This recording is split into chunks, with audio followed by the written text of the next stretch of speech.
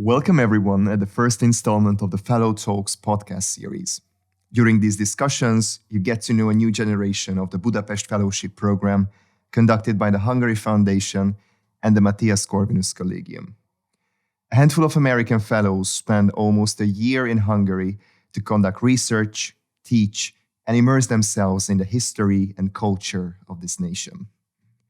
Our fellow today has come all the way from Ohio, so please welcome Logan West. Thank you for joining us. Thanks for having me on board, Benson. Could you share your motivation behind coming to Hungary and what is the topic that you're researching here? So me coming here actually was not in any kind of plans of mine at all. This really came out of left field for me. And it all started back last summer. I was studying at Oxford as part of a study abroad program, and I get an email from my graduate school, which is the Institute of World Politics in Washington, and it's telling me about this fellowship. It got sent out to the whole student body, and it was advertising a fellowship opportunity in Budapest. I have never been to Hungary before, and I've never done anything like a fellowship before. It was just never something I thought about.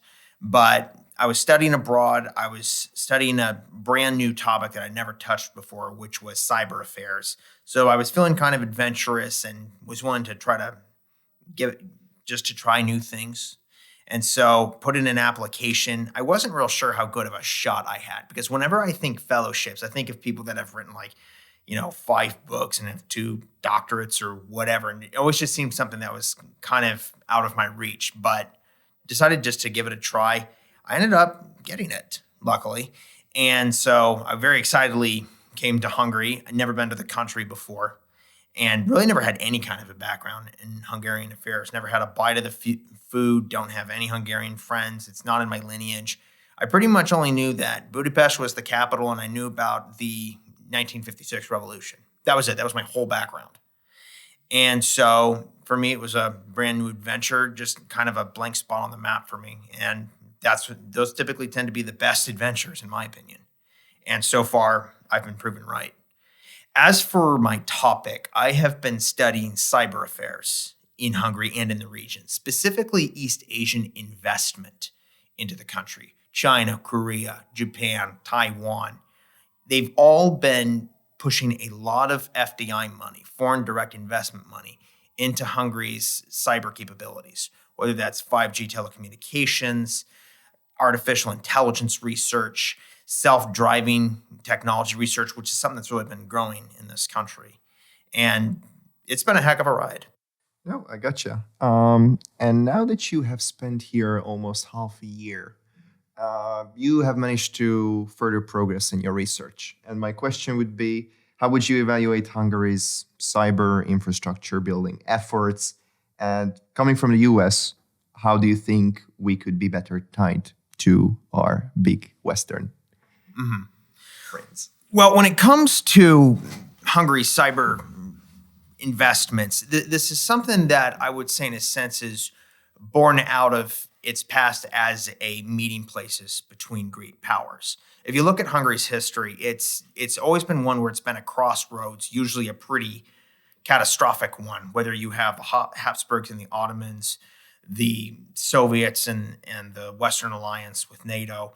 Hungary always seems to end up at some point being right on the border or a flashpoint between great powers. What we've been seeing since its independence after the fall of the Berlin Wall is it's really been making attempts to take advantage of it for itself. We've seen right after one of the first foreign policy initiatives after the Berlin Wall came down was they began to really revitalize their relations with China, particularly in the manufacturing industry, automotive especially, which has a long history in this country. And what we have seen that evolve to, I would say, is what we see today, which is the cyber investments. What Hungary really is looking to take advantage of is its geography, being that flashpoint. And that means rail lines, that means logistics, that means research. See, if you can picture Hungary on a map, it's smack in the middle of the continent. It's a landlocked country. It doesn't have any ports, but what it does have is borders that are navigatable. It is bordered by 8 nations. It has highways and railways to all of them. And that is a real selling point if you want your country to be a logistics hub, as we have seen with China. It's really taking advantage of that. It's relatively close to Greece, which has a port that has been taken over through the Chinese Belt and Road Initiative. And as I said earlier, it has that spiderweb effect where it's at the center and it has lots of access to the rest of the continent. So as far as the cyber infrastructure goes, that's where it's primarily been focused, which is on logistics as well as manufacturing. Now, geography is, of course, the main selling point. The other two are, one, it's got a manufacturing history, especially in the automotive, which is really, I would say, the biggest, most consequential manufacturing right now, whether it's self-driving vehicles like we're seeing from Chinese BYD or ambitions by BMW or Mercedes in the country. We also are now seeing, this is fairly recent, is Rheinmetall now coming into the country, which is a German defense manufacturer, and they are building the Lynx battle vehicle here. So it's not just the East, it's the rest of Europe that's also getting in on the manufacturing action here. And the reason why that's so significant, one, of course, for defense consequences, such as with the NATO alliance and Hungary's own ability to protect itself. But it's how Hungary is starting to build its reputation as a logistics and manufacturing center. Because see, one of the biggest selling points it has in terms of cyber manufacturing capabilities is something called the Zalazone Park, which is a big science park for R&D on self-driving vehicles. It started out with cars and with drones, but now it's bringing in the Lynx battle tank. So it's going from just civilian use to also military application. Now, as far as its alliances are concerned, Hungary, of course, has built fairly strong Eastern connections through this medium of cyber affairs. It's worked out well with the Chinese, with the Koreans, to an extent with the Russians, because they are looking at digitizing their energy infrastructure, the Hungarians are. And we are also seeing new nuclear reactors come into the PAX region from Russia. As far as a Western alliance is concerned, I would say maybe the strongest thing to do is to show itself as much of an asset. In a sense, it's already doing that with Rheinmetall now coming in to do more manufacturing on the Lynx technology. So the biggest issue of the day, which is defense issues due to the war in Ukraine, Hungary, to an extent, is already doing that. It's that we've seen kind of some political back and forth over the matter of the ascension of new members to NATO, such as Sweden and Norway. We've seen disagreements over the sanctions, but the way I look at it, a lot of this is still topical. This is questions on messaging. When you get to the meat of actual support and real world consequences, to an extent, Hungary is already doing that, such as through Rheinmetall. But as far as what can be built upon it, I think it would be probably mostly Western technology companies and Western cybersecurity companies making more of an impact in Hungary and Budapest. But keep in mind, this is all still relatively new affairs. This is something that's still developing. And I mean, sure, we've seen since the fall of the Berlin Wall where Hungary and China have built those relations. But in the grand scheme of time, 30 years is not that long. So this is still a story that's being played out. It's not necessarily a question of any dramatic policy changes need to be made. We might just need to wait for it to mature. It's also really interesting that based on half a year of research, you managed to get quite a good grasp of the situation here in Hungary. And as we're halfway through the fellowship program, at this point, you have been to several towns and cities. You have read several pieces of literature from the big Hungarian library. You have seen a lot of movies. And what came to my mind is, where do you see similarities between Hungary and the US? And based on your experience, what is a clearly Hungarian phenomenon? Well, when it comes to Hungary and the U.S., the biggest difference, I would say, is geography, and the biggest similarity is culture and mindset. Let's start with that first. If you take a look at Hungarian history, it's very much been a country that has assimilated other cultures, whether that's, and we've seen it with the Germans, with the Roma to an extent. So you remember the original Hungarians, the Magyars, they came in from the east and took over the Carpathian Basin. After that is when you get the story of the first king of Hungary, declared it to be a Latin Christian nation, got blessings from the Pope, received a crown, and that really set the destiny of Hungary as a Western nation. And in following that culture, they were ones that assimilated others, not necessarily violently. There were cases of that, but it was also opening a door for other people to join. And whether that was, as I said, you had a large Jewish community, you had the Roman community, you had a sizable German community. In terms of Hungary actually developing its language, its culture, and spreading that throughout the region, there's something similar to that with the Americans. Because remember, for the Americans, we're an immigrant nation. Nobody was necessarily from the continent. Everybody came in at one point. And of course, for the first ones that came in, they set the tone and set the language and really kind of set the beginning standards. But every other culture that has come in after that, it's brought a little piece of its own, but it's always assimilated. And that's what has made America a continuously thriving culture, and one that is active and not stagnating. So Hungary and America have that in common, in that we have a plethora of different backgrounds, but they've all assimilated relatively into a single culture. Now, the primary difference, and it's a consequential one, is where it's played out. We'll start with Hungary. You've got the Balkans to the south, you've got the Russians to the east, you've got Germany to the west. Historically, not a very stable neighborhood. Hungary's got a long history of tragedies and wars and just a very rough time, whether it's from the Habsburgs or the Ottomans or the Soviets. Pick one. And you'll see a country that's really weathered some very, very tough and dangerous storms. And that's had a consequence on how Hungary looks at the world and how it executes its geopolitics and its geostrategy. So you've got all of that kind of problems to deal with. Now compare that with the United States. Our neighborhood, we have Canada and Mexico. Not a whole lot going on.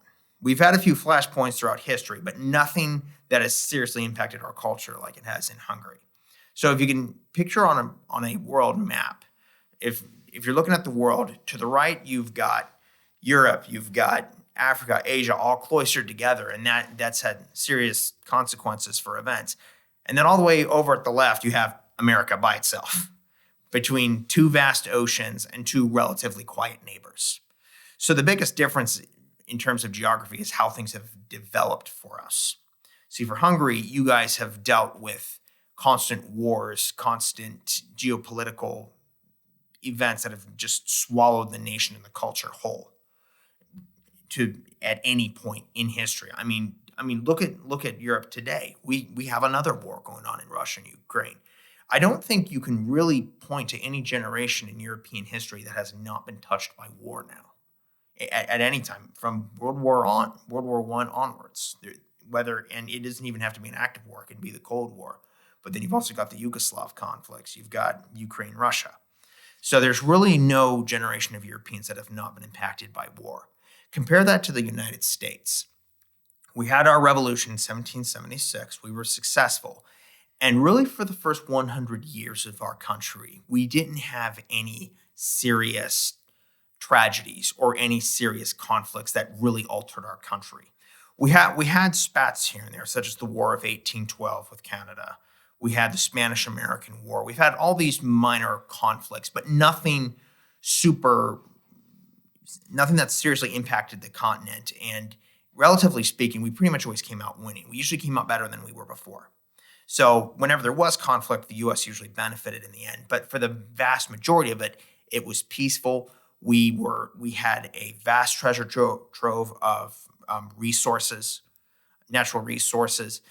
And because of that, America was relatively allowed to develop peacefully for the first 100 years. And foreign relations were not really a necessity for us by virtue of the oceans that surrounded us. So anybody that specialized in foreign affairs, that was really more of a luxury than a necessity. Compare that to Hungary, which once again, mostly a landlocked country. The geography was different back then in terms of what the country size was. But what has not changed is the fact you were always surrounded by more powerful neighbors, and a lot of them. So foreign relations was very much a necessity for you. You were a country trying to survive in a very dangerous neighborhood. Compared with the United States, it is the big power on the block, and it's not that large of a block. What few other countries they are ideological and mostly cultural allies for us. So both of us, both Hungary and America, I think have similar ideologies and cultural values when looking at the world, but the big difference is where we are. And we've seen the consequence of that as far as what kind of dangerous history Hungary has lived through, and relatively for America, how successful of a history it's lived through, just due to what your neighborhood was. Geography is destiny. Oh, that would be an excellent closing sentence, but there's one Wish last I thing. thought of it. Yeah, exactly. But I wanted to conclude with another question, because first of all, it's just really amazing to hear these observations with a span of 6 months span here. Mm-hmm. Basically, you will spend approximately 3 to 4 months here in Hungary. Well, in the framework of the program, at least. Yeah, we go on till July, I believe, July 10th. July, exactly. What do you think you have yet to learn about Hungary in the upcoming months? And what is one thing that you are eagerly looking forward to experiencing? Well, to quote a great American ball player, Yogi Berra, the problem with what we don't know is that we don't know what it is. So, like I said before, when I first got this fellowship and I came over, I really flew in blind. Didn't really have any of the language and nothing of the culture or history. I hadn't even eaten the food. Like, I never had a bite of chicken paprikash, and now I can't get enough of it. So a lot of the way I've been approaching this is I don't know what I don't know, and I'm actually fine with that. There's really, in terms of what I still need to learn, I've really not set an objective for, like, here's what I'm ignorant of now, and here's what I need to know afterwards. I've really been taking it all in stride, in a sense. When it comes to my research, I have clear objectives. I know what I need to find out. But for me, it's one of the biggest benefits of this, along with the research, has been the cultural component. Language classes, history seminars, the Discover Hungary trips, our book and movie clubs. All of it has been helping paint a picture of how Hungary looks at the world, understanding its past, what that has done to develop its culture and its psyche, and the consequence of that in its policies and its outlook on international affairs and other countries. So really, it's more of just coming to understand the nation's character, and whether that's happening through forums like this, where we're talking to each other, or we're getting to have presentations when we go on the Discover Hungary trips. I'll tell you one thing I am really looking forward to that I think this will teach a lot is the Transylvania trip. This is going to be the last of our Discovery Hungary trips, as I understand it, and I think it takes place in June. See, Transylvania has a big cultural importance for Hungary. I'm talking to our viewers right now. For the Hungarians, it's a very significant region of the world in terms of cultural development, and that's actually reflected in one of the books we're reading right now. It's called "They Were Counted," and it's set in the pre-war period during the Tisza administration, when Transylvania was still part of the Hungarian nation. After the Trianon Treaty, in which Hungary got broken up by the Allies, the way I look at it, the loss of Transylvania seems to be the most consequential, because it was a serious cultural component of the Hungarian identity and of the Hungarian nation. And Hungarians still look at it in that sense. Here at MCC, I always meet a ton of Hungarians that are part of MCC and come to events here. That tells me MCC has a significant investment in the region and really looks to develop the Hungarian community out there. The prime minister of this country, Viktor Orban, every year he has a summit in Transylvania. I'm not clear if he has a vacation home out there or if it's some kind of diplomatic facility, but he has a yearly summit out there and capitalizes on the importance of Transylvania to the Hungarian culture. So we've learned plenty about it. We've read about it. We've heard a lot of seminars, but actually going in person to see the place. Because remember, I've never been to Central Europe before or Eastern Europe. This is a first for me, this fellowship. It's going to really, I think, answer a lot of questions, and it's really going to give some perspective on not just the importance of Transylvania, but also the consequences of what happens when you have a culture that is broken up over 100 years ago, and the fact that it's still such a big issue today. See, that's not quite comprehensible in the minds of Americans, because remember, we're still only like 300-some-year-old country, whereas Hungary is over 1,000. So this will definitely provide quite an experience in terms of seeing the consequence of when such a important cultural part of your country is no longer actually physically part of your country. I hope that you will maintain your adventurous spirit throughout the months, and I hope you would enjoy the rest of your time here in Hungary. Logan, thank you very much for coming here. Thanks for having me on, Benson. And that was the first installment of the Fellow Talks. I was Bence Szabó, Program Associate of the Budapest Fellowship Program for Hungary Foundation, and International Relations student at the Mathias Corvinus Collegium. Thank you for staying with us today.